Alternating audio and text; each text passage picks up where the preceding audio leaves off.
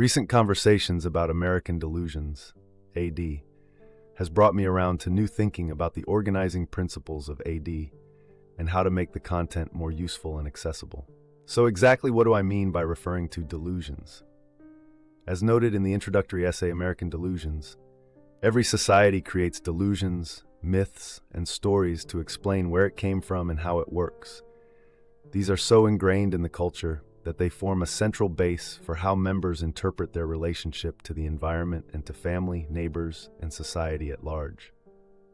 These delusions are taught to us by our parents, extended families, schools, religions, government, and corporations. Mass media reinforce them continuously. The rich and corporations understand this quite well and seek to exploit our need to understand our place in society and how that society works. They support and, as required, create delusions that shield or justify their activities and the gains from those activities. What I have not done is to articulate the myths and stories that form American culture. Up to now, I have assumed that I know what they are and that readers likewise know them. In part, I have been stimulated by the early chapters in Yuval Harari's book Sapiens, A Brief History of Humankind 1, in which he points out how the development of language enabled us to communicate among ourselves and pass knowledge along. Significantly, language also created the capacity to talk about things that don't exist. In the pre-science world that constitutes most of our history, this meant that explanations for how things worked in both the physical and social world were largely myths. Now I'm undertaking research into American social and political culture. An interesting source so far has been to look at materials developed by various institutions and others to explain American culture to new immigrants and foreign students. Much work remains to be done. The ultimate goal is to create a list of the key ideas, myths, stories, and fantasies that constitute our culture, and then organize the analysis here at AD around that list. The abandonment of cities and towns in the heartland. It is time to face the fact that America turned its back on these communities and workers in support of free trade and shareholder value. During my college days in the early 1960s, I took a sociology course that featured a sociological study of Middletown, USA. Middletown turned out to be Muncie, Indiana, which at the time was enjoying the rewards of well-paid manufacturing jobs and good living standards. It appeared to be an ideal city with a good future, but that began to change in the 1970s when companies like Borg Warner and Ball Glass began laying off workers, and America accepted deindustrialization as the inevitable consequence of free market capitalism. Muncie lost 10,000 factory jobs beginning in 1970, and the population declined from a high of 134,000 in 1972 to 115,000 in 2016. Most departing companies tore down their factories, but remnants remain like the vacant lot of the Borg Warner factory. Muncie IN is only one example of cities that were victims of outsourcing and NAFTA. Here are a few more. After Whirlpool bought Maytag, they shut the Newton appliance manufacturing plant down in 2007, and the city lost 1,900 jobs. Much of the production went to Mexico. Galesburg, Illinois. In 2004, Maytag shut down its refrigerator plant in Galesburg and moved the production to Reynosa, Mexico. Approximately 2,000 workers lost their jobs. Danville, Virginia. In 1993, Dan River Mills had 6,500 employees operating 7 mills. But after Congress approved NAFTA in 1995, Dan River began laying off their employees, and by 2001, they were all gone. In fact, since the late 1990s, more than 200,000 textile manufacturing jobs in the U.S. have been lost, and 650 U.S. textile plants were closed. Dayton, Ohio. Since 1980, Dayton has lost 15,000 jobs at large companies like NCR, Mead Paper, Delphi, Reynolds & Reynolds, and General Motors. Brewston, Tennessee. Brewston was home to the Henry L. Siegel Company, HIS, which manufactured jeans and suits in 3 large textile plants employing 1,700 workers. After NAFTA, HIS went into free fall, and the last 55 employees were laid off in 2000. Youngstown, Ohio, and the Mahoning Valley. This area has been the poster child for deindustrialization and an example of the social costs of deindustrialization. Since the 1980s, the area has lost 40,000 jobs in steel and steel-related industries.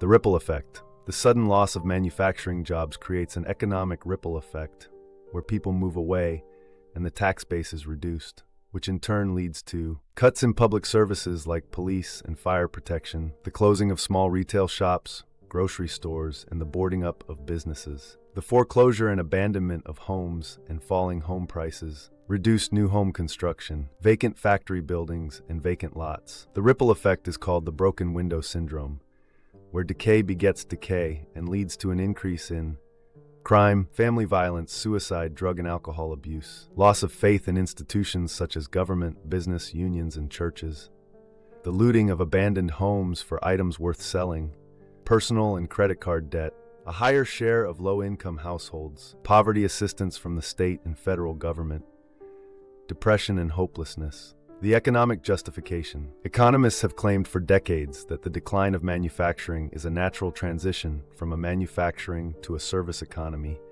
where disinvestment allows for the mutation of assets and individuals from older industries to more productive and efficient uses. This concept suggests that deindustrialization frees capital for more efficient use in new industries and ultimately creates new jobs for displaced workers. The rationalization from economists tries to put a happy face on an economic disaster that has created economic deserts within our borders. Contrary to economic predictions, the transition has not generated good jobs for people who lost manufacturing jobs.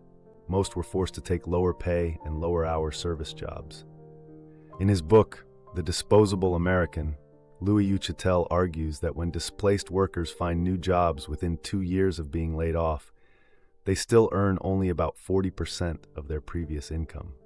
The China shock. Job loss is not just in the Midwest. A new analysis by the Coalition for a Prosperous America shows that outsourcing to China has cost 3.4 million American manufacturing jobs since 2001 in 927 cities. A paper on the persistence of the China shock by David Otter, David Dorn, and Gordon H. Hansen says that of 722 U.S. regions analyzed, 223, or 32.8%, suffered absolute declines in real per capita income. They say the open door for Chinese imports reduced the incomes of 1/3 of the U.S. public.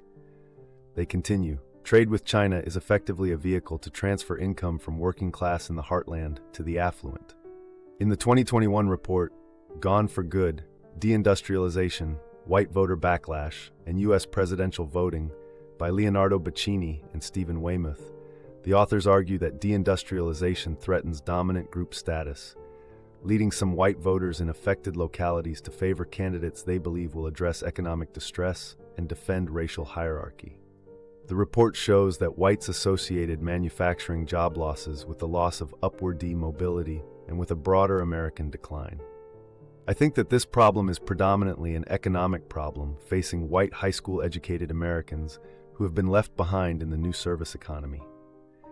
Many working Americans believe upward mobility is no longer valid and the deck is stacked against the average citizen. According to Amy Taub and Heather McGee, millions of Americans have a new feeling that no amount of individual effort or self-improvement or thrift can guarantee a secure middle-class life. The American social contract, a promise of opportunity and security for those who act responsibly, is fundamentally broken.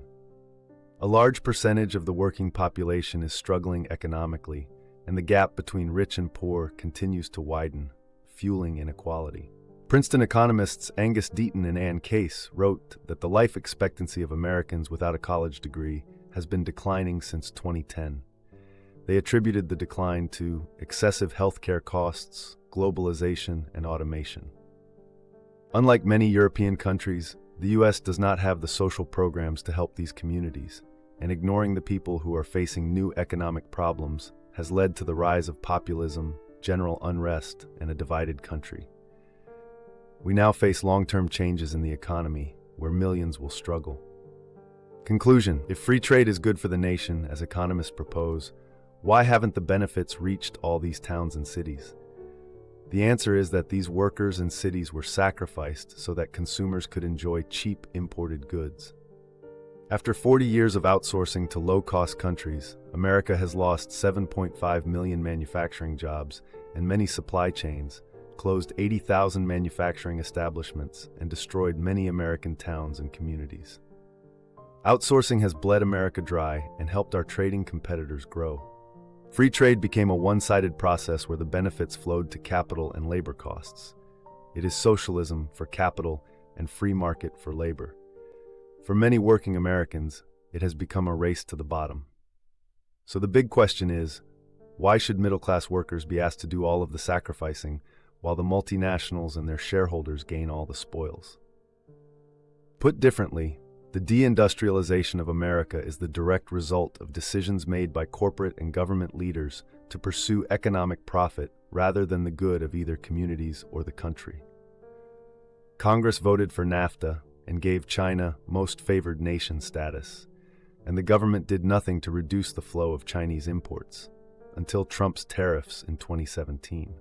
Because communities in economic distress have to turn to state and federal governments for assistance, the social costs of deindustrialization are spread to all citizens in the nation.